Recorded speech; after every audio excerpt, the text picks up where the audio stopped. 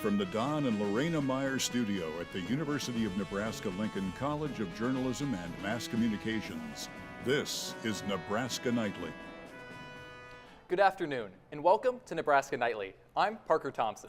And I'm Austin Ockengame. Student journalists at the College of Journalism and Nebraska Nightly return home this weekend with multiple awards from the Twin Cities. But first, today is April 15th, the infamous tax day. That's our top story tonight. That's right, today is the deadline to get federal income tax returns sent to the Internal Revenue Service, and the clock is ticking. While a majority of U.S. taxpayers have already taken care of matters with the taxman, roughly 101 million have yet to do so. There are some exceptions. Businesses and residents in 7 disaster-stricken states have been given extensions. Taxpayers are advised to file electronically, if possible. The Taxpayer Advocate Service says that's usually safer and faster than dropping it off in the mail. Turning to weather, it was very windy yesterday, but today the breeze seemed to calm down a little. Temperatures are currently sitting at 61 degrees with wind gusts as high as 16 miles per hour. With the winds this week, there is a fire danger warning in effect on Wednesday. Thunderstorms are possible on both Wednesday and Thursday night. Tonight, the weather will be clear with the temperatures sitting in the mid-40s with light winds. And as for our 7-day forecast, temperatures will be in the mid-60s beginning on Friday and then going through the weekend. As they slowly climb up to the low 70s into the next week, watch out for a small chance of rain on Saturday and Sunday as the temperatures drop to 62 degrees.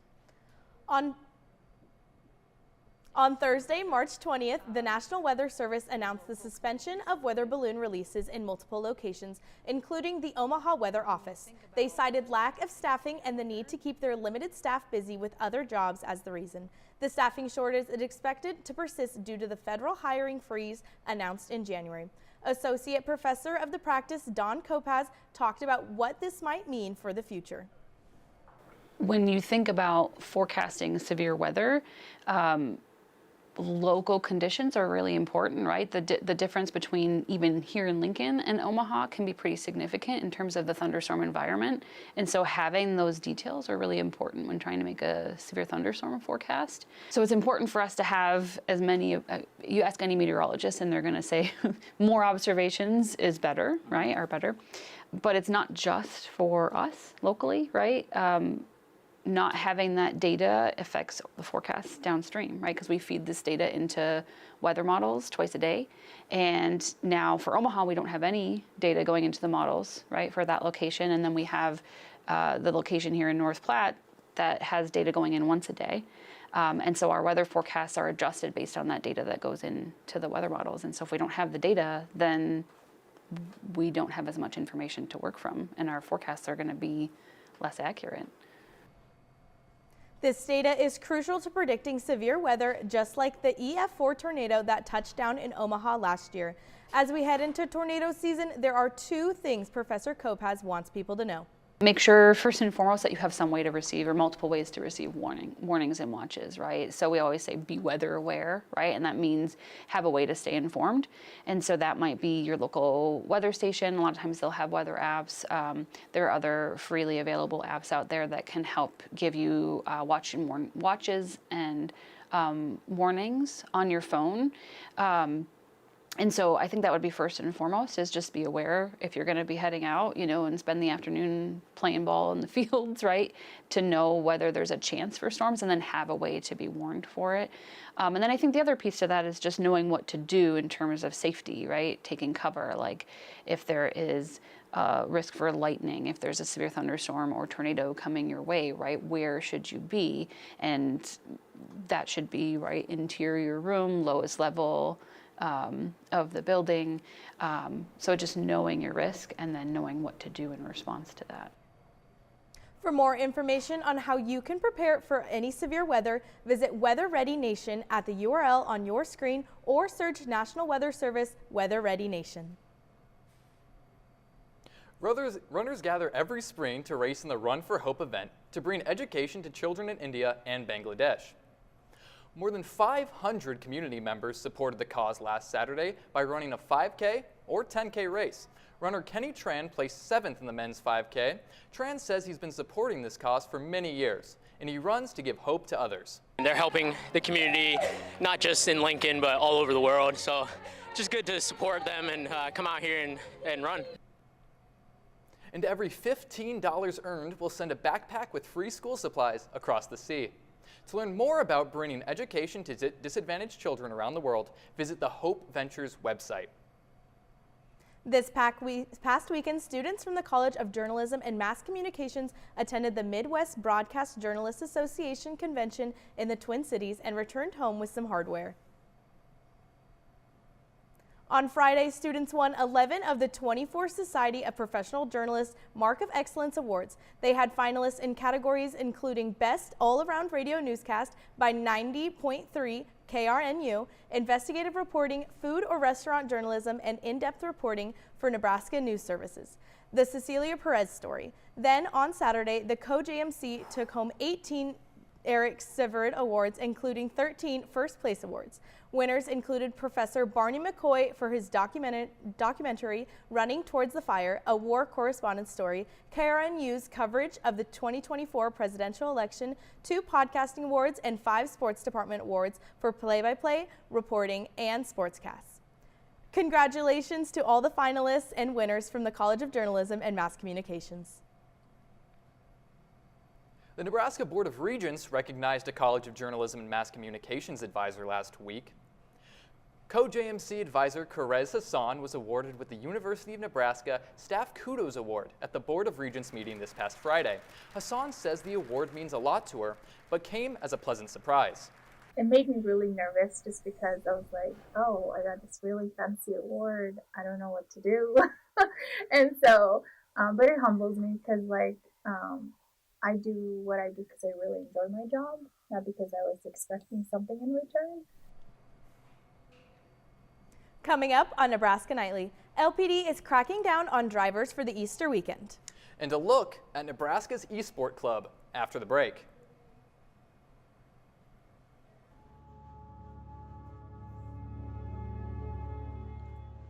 Social media is a daily part of many college students' lives, something we've become used to, but it can also be overwhelming and draining. Studies show that taking regular breaks from social media reduces stress and improves mental health. Too much screen time has been proven to increase anxiety, while stepping away helps you reconnect with the world around you. Take a break. Protect your mental health. The need for blood never stops. And at the Nebraska Community Blood Bank, your blood could help save lives. Right now, only 7% of the population donates blood. But imagine if there were more. We're sitting at below a 7-day level of supply of all blood types across the board. So every blood type is important, and we need all donors of all types to come in and donate right now. At the Nebraska Community Blood Bank, they believe that all types make a strong blood supply.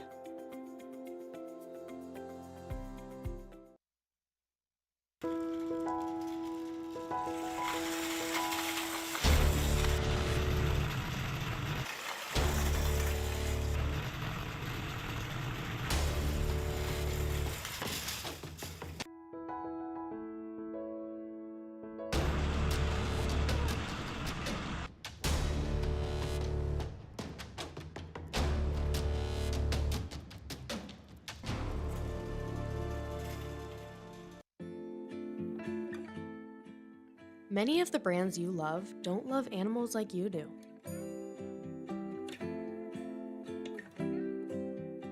Look at the labels of products you use for a bunny logo signifying they don't lab test on animals.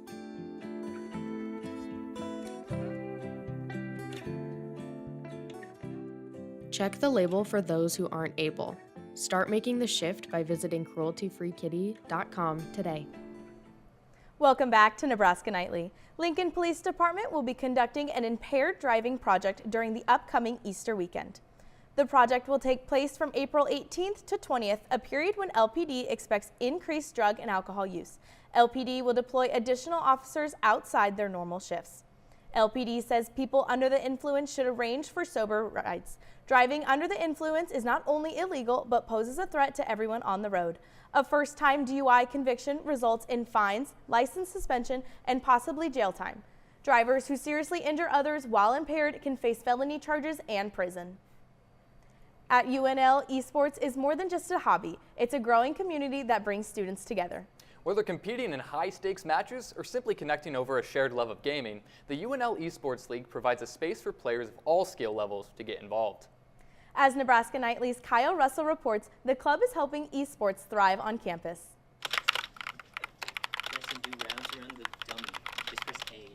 The mission of UNL Esports is to create a competitive and inclusive environment for gamers, whether they are seasoned players or just getting started.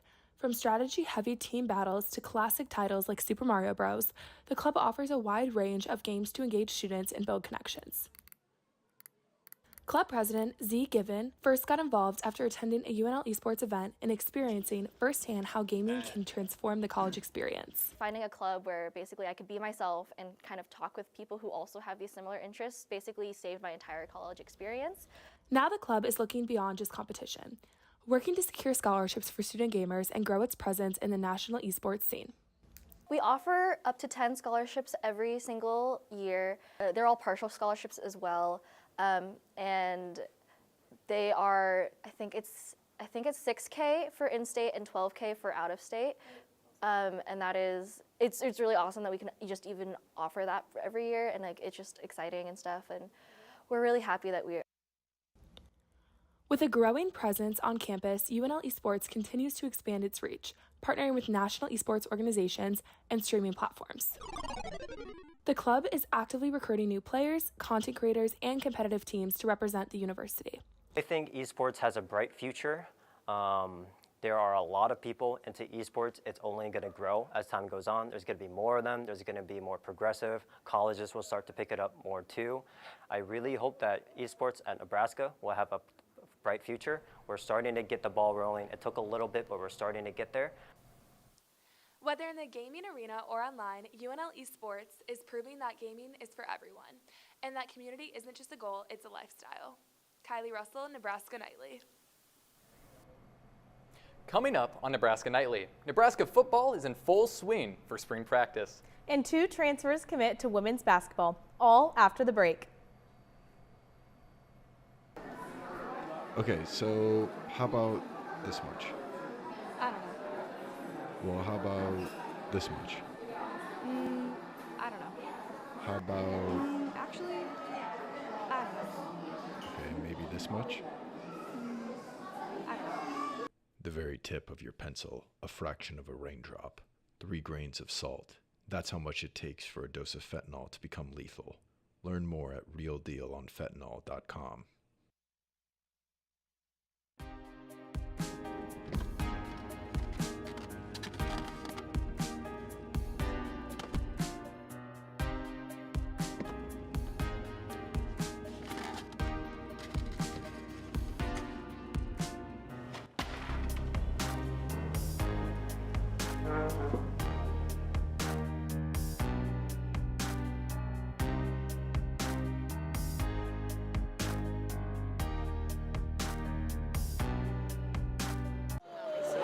As soon as I kicked one of my buddies in the head, I was like, yeah, we gotta go after that. I take back what I said.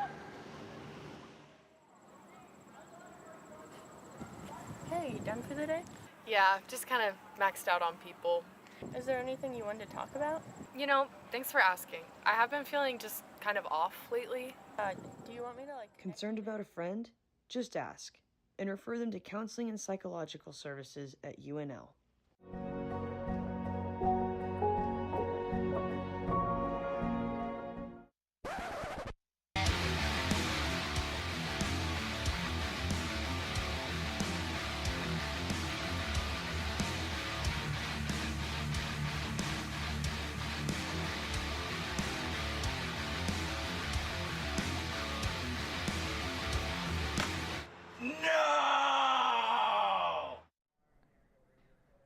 Welcome back to Nebraska Nightly. I'm your sports anchor, Bridger Cruz.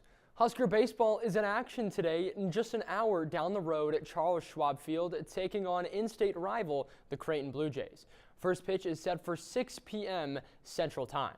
Now let's head back to Lincoln and down to the football field for an update on spring practice. Spring practice is in full swing for the Husker football team, and the team recently held their first scrimmage. Defensive coach John Butler spoke to the media today on the scrimmage and the physicality that Matt Rule demands during a practice. Here's what he had to say. elite, meaning that we are going to practice very hard. We're going to maximize the value of every single period. There's going to be a physical element in every one of them, whether it's individual, special teams, 9-on-7, perimeter. Like there's really, the only time we're jogging through and running through is right before practice. Malcolm Hartzog, senior defensive player, also took the time to talk to the media today, and he discussed the secondary and how they are progressing as a unit. Take a listen. Yeah, I feel like we got a lot of potential, especially with the ones that came in, the young guys. They've been pretty good this spring. Everybody been developing together, pushing each other to get better, and we got a lot of competitiveness in that room. So we're gonna have a good year this year with the group. Husker spring training continues, and on Saturday, April 26, fans get to see the team live at the inaugural Husker Games. Now, the Nebraska women's basketball team has had a busy offseason. The recent transfer of Haley Weaver from Northwestern and Eliza Maupin from K-State will help bolster the roster for their upcoming season.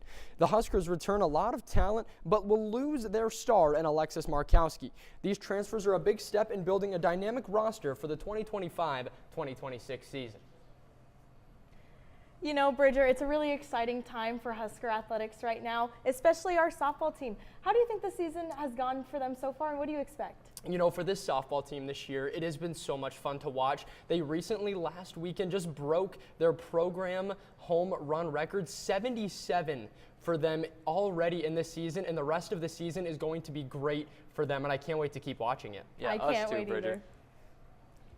Thank you, Bridger. Blue Origin made history on Monday morning. The company launched a new Shepherd rocket with an all-female crew. The 6 women on board included journalist Gail Keane, music artist Katy Perry, Blue Origin owner Jeff Bezos' fiancée Lauren Sanchez, film producer Carrie Ann Flynn, former NASA rocket scientist Aisha Bowe, and bioastronautics research scientist Amanda Wynn. The crew went on a fully autonomous 11-minute journey above the internationally recognized boundary of space. The women experienced weightlessness and witnessed views of Earth through windows. Shortly after landing, Perry said she will definitely be writing a song about the experience. This is the first time an all-female flight crew since Valentina Tereshkova's solo flight on Soviet spacecraft in 1963.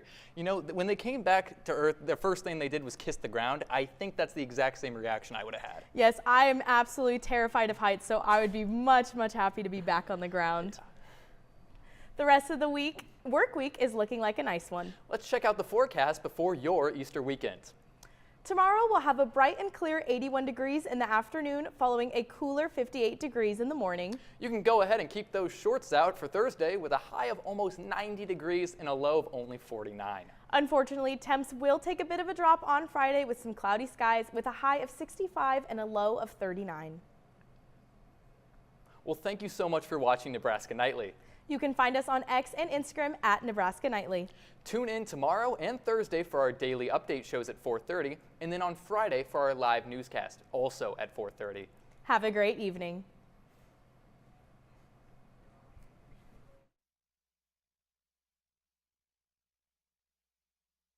Nightly is a production of the University of Nebraska-Lincoln's College of Journalism and Mass Communications.